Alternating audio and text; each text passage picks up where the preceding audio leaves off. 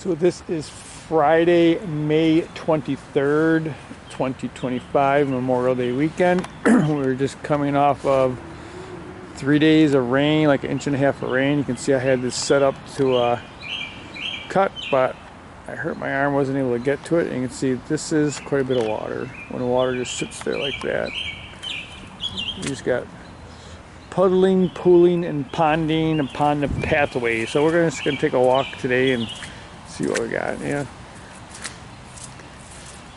my shoulder was bare. It'd be excellent time to go kayak. The creeks are be super good. Look at this. Yeah, I want to just point out that even with all that rain, like this is a known low spot right in here. That is an option for double arming, but you know, this is all, even with all that water, this is all a nice surface here. So I think our project is being successful. I think this tree just came down since I've been here last. Huh. Alright, well, gonna have to do that once my arm gets better. Here's our willow tree armoring project. You can see there's substantial water here. There's actually armoring underneath that. And here's where we've been putting our spots down. This looks pretty good. Alright. And we've been working on putting the chips along the side, resetting these boards a little bit better.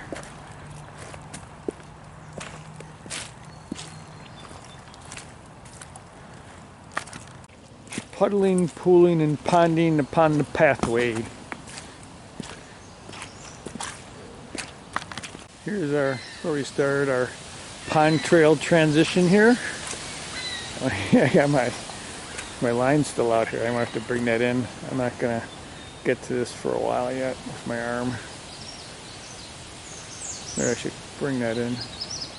So this is gonna be the pond trail armoring project. So you can see that this is a heavy rain, but even without a heavy rain, this is usually pretty muddy and collects water here. So I think we're gonna armor this whole section with planks. You can see, I think we have to do some drainage over on this side to get this to drain. Instead of draining this way, I think we're going to get it to drain down that way, farther down. I think we'll have to get the laser level out and see what kind of things we got. Kind of see the water trickling downstream. Yep, it's kind of like the fall line goes all the way down. And here's our transition project down at the swale. Alright. Pretty good flow of water.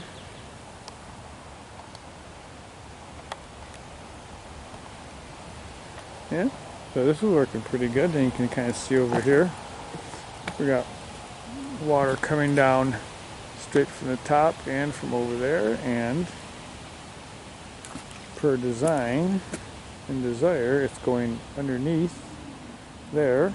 You can kind of see it flowing all the way underneath to here, and then it goes under there and down. So we did a little trail mowing, cutting. We trimmed underneath the fence line here. You can kind of see where I stopped right there. So that was good, and we used a brush cutter to clean up some of the brush in there. The problem is until the summertime it's like too wet, because you can see this is a ditch, so it's hard to get the RX-73 in a ditch to trim the brush. So I used a brush cutter, which seemed to go pretty quick. And you can kind of see I stopped here, but you know, this section up in here, we gotta probably use the brush cutter when we get my shoulder working. So you can kind of see the water is running towards me, and then that is kind of hit a ridge there, so it doesn't go that way. It actually flows this way, Let's see if you can see. It's flowing this way. And the water flows down this way. And then it flows underneath. And it flows out this way into that, and it continues on. So this was a good project. We put this bridge here. I used the laser level, surveyor's level, to figure out that the water is not going that way the way I thought it was, because it's a rise in the ground. So then we decided we would let it naturally come this way, build a little bridge. So we go here, this section all the way to about there. This was all low, so this is all armored with like 6-inch diameter logs underneath, and then we put dirt and wood chips back on top, and then over time the grass grows. So this is like 6-8 inches above where it used to be. This all used to be like underwater, making it very muddy and hard to walk the dog and to go skiing and everything else. See, these things, I like to get the brush cutter in here and get these down, because then they grow too thick and it doesn't take long before they're like that, and then you don't get your tall grasses and wildflowers, and it gets too hard to maintain. See, before all this rain, I was trying to get the RX-73 in here. You can kind of see where it's getting stuck. Still just too wet and uneven, so probably need a brush cutter to clean up this. And this was part of last year's fall project, cleaning out this down fence line here. So I think we still have a little bit left over here to clean up here. It is kind of a very nice little, not a big stream or anything, but